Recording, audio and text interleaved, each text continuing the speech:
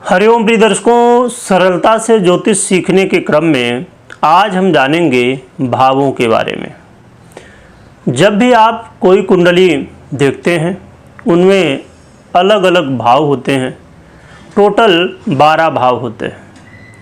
इन्हें कुछ लोग भाव, कुछ लोग खाने, कुछ लोग घर, इस तरह अन्य अन्य नामों से जानते हैं। आप देखते हैं कि जो ये 12 भाव हैं इनमें अलग अलग राशियां लिखी होती हैं, 1, 2, 3, 4, और अलग अलग ग्रह बने होते हैं, बैठे होते हैं, लिखे होते हैं। किसी में सूर्य, किसी में चंद्रमा, किसी में गुरु, किसी में अन्य ग्रह। तो इस तरह करके राशियों और ग्रहों से युक्त ये भाव होते हैं। ये जरूरी नहीं कि हर एक भाव में कोई न कोई ग्रह हो, क्योंकि भाव 12 होते हैं और ग्रह 9 होते हैं। तो किसी भाव में ग्रह होंगे, किसी भाव में नहीं होंगे। और राशियां सभी भावों में होती हैं। हाँ, अलग अलग भावों में अलग अलग राशियां होंगी। अब जैसे देखें तो पहला भाव जो सबसे ऊपर ही दिखेगा आपको, वो पहला भाव है। और पहला भाव आप देख पा रहे होंगे, तो इसमें लिखा हुआ है 1, तो इसे कहेंगे पहला भाव। इसे लग्न भी कहते हैं। और लग्न का सबसे ज़्यादा महत्व कुंडली में होता है।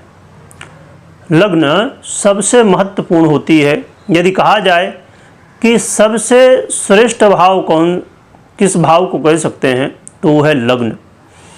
हम ये जानेंगे, परंतु सबसे पहले जान लेते हैं भावों के बारे में। तो ये गिनती 1 से यहाँ शुरू होती है, जैसे आप देख पा रहे होंगे। फिर 2 नंबर की पहले भाव को लग्न कहते हैं और तनु भी कहते हैं। फिर दूसरा भाव, उसके बगल से आपको दूसरा भाव दिख रहा होगा, तो ये दूसरा हो गया। फिर इसी क्रम से आप आगे बढ़ते जाएंगे। तीसरा भाव, चौथा भाव, 5वां भाव, 6वां भाव, 7वां भाव, फिर 8वां भाव, 9वां भाव, 10वां भाव, 11वां भाव और 12वां भाव। ये 12 भाव हैं। भाव कभी भी नहीं बदलते हैं, राशियां बदलती हैं। जैसे लग्न में पहला जो भाव है या पहला जो घर है, उसमें कभी मेष राशि, तो कभी वृषभ, कभी सिंह, तो कभी मीन, तो कभी वृश्चिक, अन्य अन्य राशियां रहती हैं। या तो आप जब कुंडली आप देखेंगे वहाँ पर मेष, वृषभ या मिथुन इत्यादि नहीं लिखा रहता, उसमें 1, 2, 3, 4 रहता है।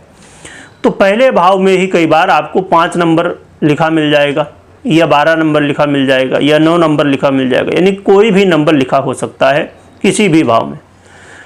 तो राशियां बदलती हैं परंतु भाव नहीं बदलते। इसलिए आपको ये ध्यान रखना है कि क्रम यही होगा, 1, 2, 3, 4। ये जो लग्न है जो पहले ही आपको दिख रही, यही एक पहला भाव है। और फिर इसी तरह आगे आप बढ़ते जाएंगे तो 12 भाव तक आप पहुँचेंगे। तो ये 12 भाव हैं, परंतु इनको अलग अलग संज्ञाएं दी गई हैं। इन भावों से अलग अलग विषय, अलग अलग वस्तु के विषय में विचार किया जाता है।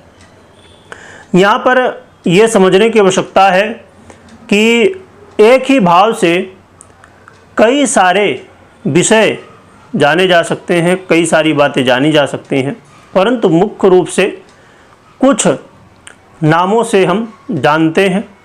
और इन्हें देखा जाए तो बहुत सारे नामों से भी जाना जाता है। अब जैसे पहले भाव को पहला भाव, पहला खाना, लग्न इत्यादि, और इसे केंद्र भी कहते हैं। तो बहुत सारे नामों से जाना जाता है। तो पहले भाव को तनु कहते हैं, दूसरे को धन, तीसरे को सुहृद, चौथे को सुख, 5वें को विद्या, 6ठे भाव को रोग, 7वें भाव को दाम्पत्य जीवन, और सातवें भाव का बड़ा महत्व होता है। आगे हम आने वाले समय में जानेंगे कि इसका क्या महत्व, जो कि हर एक भाव का महत्व है, परंतु लग्न और सातवें भाव का बहुत महत्व है। इसके अलावा फिर सप्तम के बाद इसे दाम्पत्य जीवन के लिए जाना जाता है और इसे भार्या भी कहते हैं इस भाव को। तो इसके बाद बहुत ही महत्वपूर्ण भाव है अष्टम भाव, जिसे आयु कहते हैं। फिर नवम भाव को भाग्य कहते हैं, भाग्य भाव। फिर उसके बाद जो है वो 10वां भाव है, जिसे कि कर्म कहते हैं। और फिर उसके बाद 11वां भाव है, जिसे कि आय कहते हैं। और फिर उसके बाद जो आखिरी भाव है 12वां भाव, उसे व्यय कहते हैं।